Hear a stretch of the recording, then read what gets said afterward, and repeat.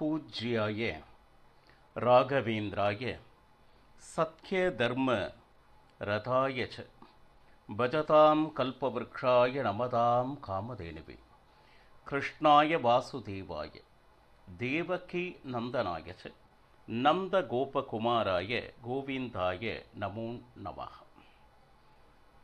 ஐந்தாவது வேதம் என்று போற்றப்படும் மகாபாரதத்தில் அற்புதமான பாரிஜாத தேனாக விளங்கக்கூடிய ஸ்ரீமத் பகவத்கீதை பார்த்து வருகிறோம்.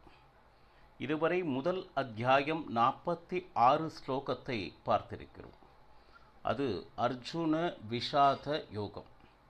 அர்ஜுனன் மனதில் இருந்த அந்த சஞ்சலம், அந்த சஞ்சலத்தை எப்படி தீர்க்கப் போகிறான், இதுதான் இப்போ நம்ம முன்னாடி இருக்கக்கூடிய ஒரு கேள்வி.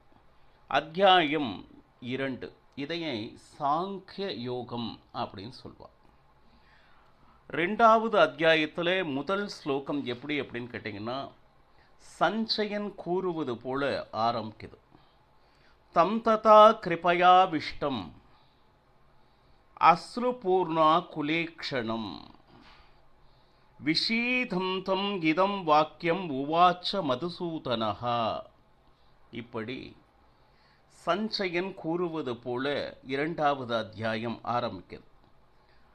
அர்ஜுனன் மன சங்கடத்தினால், மன குழப்பத்தினால், இவர்கள் மேல் இருக்கக்கூடிய இரக்கத்தினால் மனம் பலவீனமடைந்தபடி இருக்கிறான்.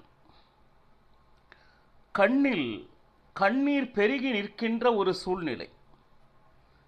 இதை பார்த்து மதுசூதனனாக இருக்கக்கூடிய, அதாவது மது கைடபர்களை அழித்தவன் பகவான் கிருஷ்ணன், அதனால் அவனுக்கு மதுசூதனன் என்கின்ற பெயர் உண்டு.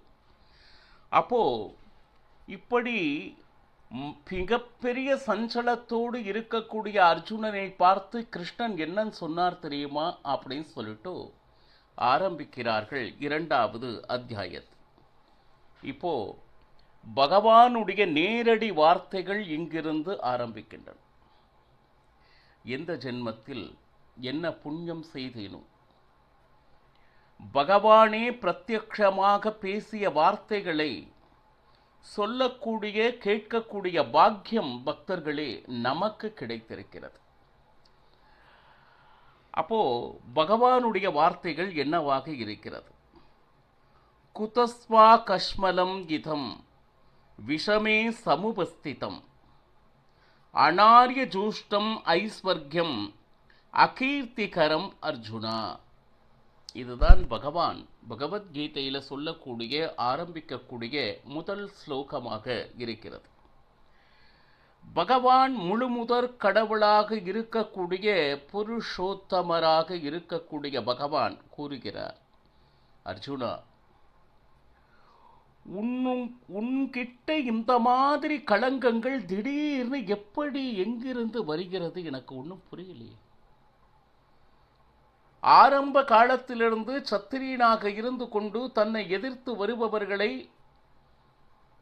ஒரு சத்திரிய வீரன் எப்படி அதை எதிர்கொள்வானோ அந்த மாதிரி பயிற்சியெல்லாம் பெற்று மிகப்பெரிய வில்லாளன், காண்டீபதாரி என்கின்ற பெயர் பெற்றவன் நீ. அப்படி இருக்கும்போது இவ்வளவு மனதில் இந்த குழப்பங்கள் எப்படி வரும்? எனக்கு மிகவும் ஆச்சரியமாக இருக்கிறது.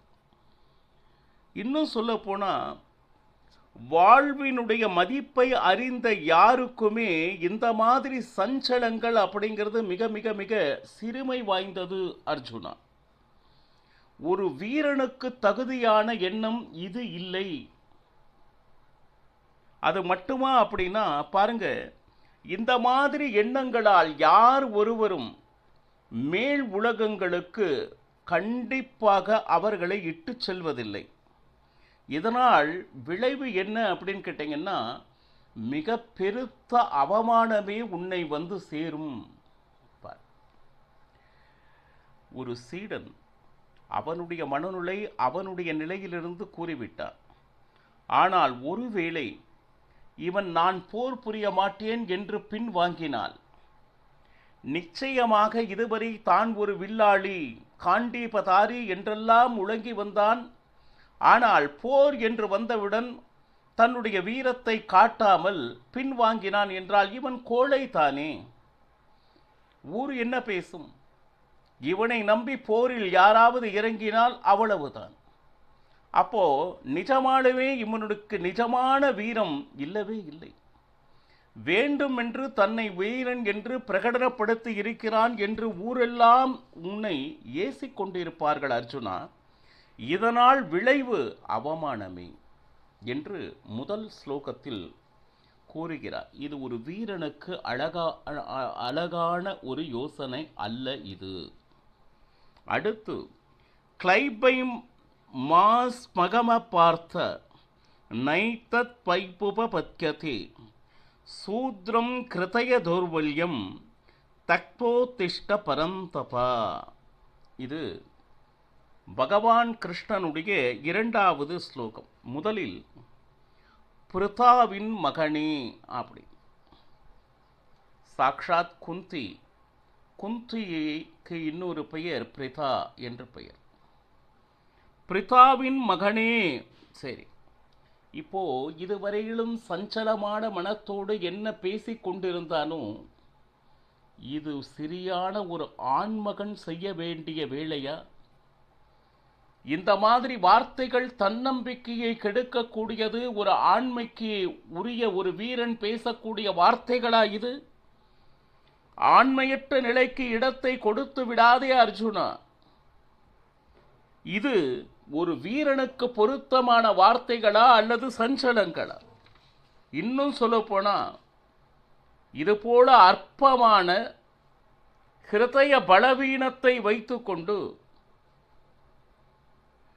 எதிரிகளை உன்னுடைய வீரத்தில் மிரட்டிக் கொண்டும் அளவுக்கு ஒரு வீரத்தை படைத்துவிட்டு வார்த்தைகளில் இவ்வளவு தடுமாற்றத்தை வைத்துக் கொண்டிருக்கிறாயே, முதலில் அந்த கலக்கத்திலிருந்து வெளிவந்து எழுவாயாக அர்ஜுனா அப்படின்னு சொல்லிட்டு முதல்ல நம்பிக்கை கொடுக்கிறான். ஒன்று, நீ என்ன சிந்தித்து கொண்டிருக்கிறாயோ அது தவறு. ஒரு வீரனுக்கு உரிய யோசனை இது அல்ல அப்படின்னு சொல்லிட்டு முதல் சொல்றான். அதுக்கப்புறம் இப்படி சொன்ன உடனே அர்ஜுனன் அவன் கிருஷ்ணரை பார்த்து உன்னை என்ன கூறுகிறான்? ஸ்லோகம் 4. கதம் பீஷ்மம் அகம் சங்கே துரோணம் ச மதுசூதனா இக்ஷூபி பிரதியோத்ஸ்யாமி பூஜார்ஹாவ் அரிசூதனா. இப்போ எப்பேற்பட்ட எதிரிகளையும் கொல்லும் பகவான் கிருஷ்ணரே, சரி, மது என்கின்ற அரக்கனை அழித்ததனால் மதுசூதனா என்கின்ற பெயரினை பெற்றவரே, சரி, இன்னும் சொல்ல போனா என் எதிரில் போருக்காக நின்று கொண்டிருப்பவர்கள் சாமானியமானவர்கள் அல்ல கிருஷ்ணா. இன்னும் சொல்ல போனால் அவர்களை நித்தம் நித்தம் நான் பூஜைக்கு உரியவர்களாக அவர்கள் அனைவரும் இருக்கின்றார்கள்.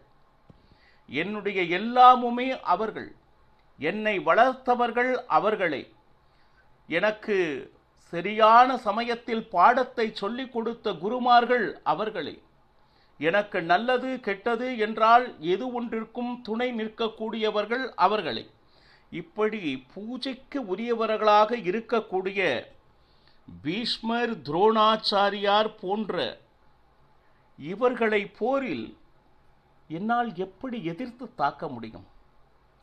அவர்கள் தாக்கலாம், ஆனால் நான் இதுவரை என்னை வளர்த்தார்களே அதை மனதில் இன்னும் நிழலாடிக் கொண்டிருக்கிற வேளையில் என்னுடைய அம்புகள் எப்படி அவர்கள் மேல் விடுவது? கொஞ்சம் நினைத்து பார் கிருஷ்ணா, என்னால் முடியாது.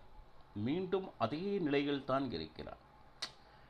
எழு அர்ஜுனா அப்படின்னு சாமான்யமாக ஒரு வார்த்தை சொன்னவுடன் எழுந்திருக்கக்கூடிய கலக்கம் இது அல்ல.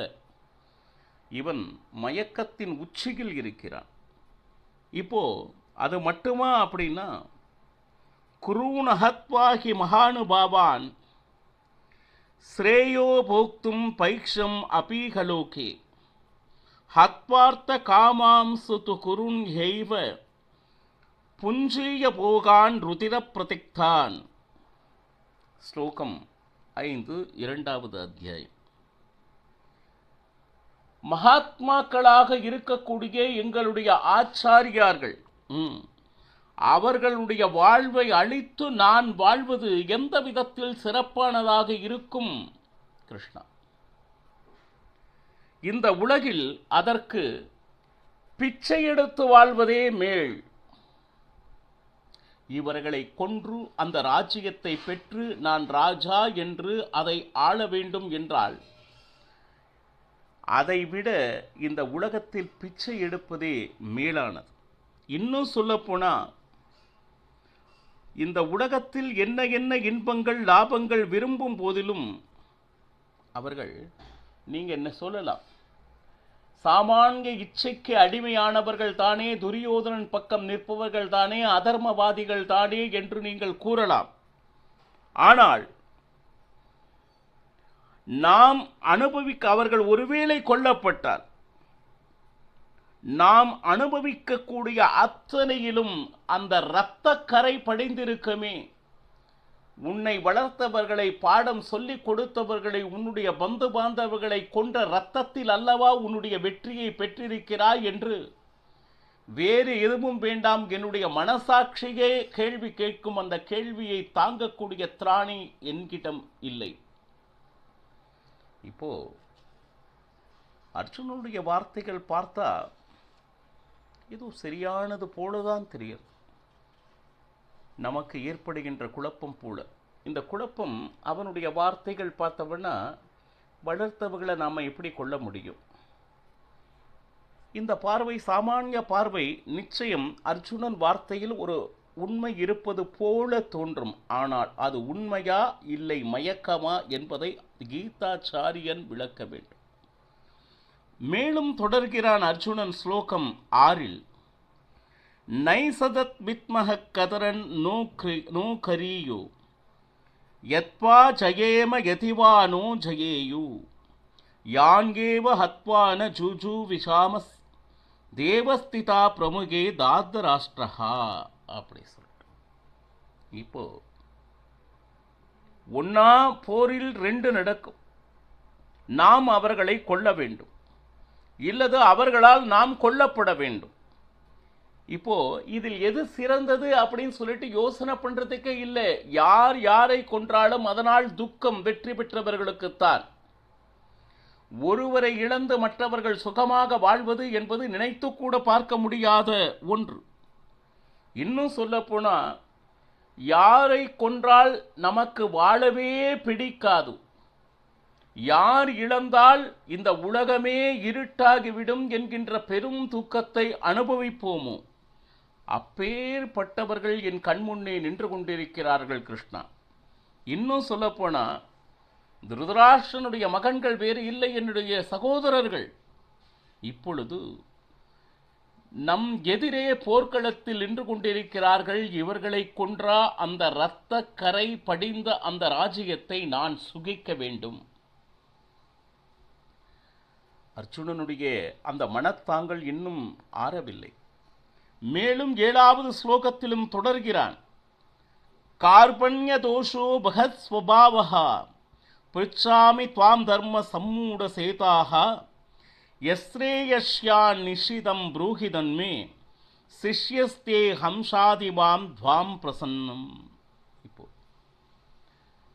நிஜமாலுமே அர்ஜுனன் தன்னுடைய கடமை என்ன, தான் எந்த குலத்தில் பிறந்திருக்கிறோம், அவனுடைய குல தர்மப்படி எதனை செய்ய வேண்டும், இது பற்றியான சிந்தனை சிறிதும் அவனுக்கு இப்பொழுது இல்லை.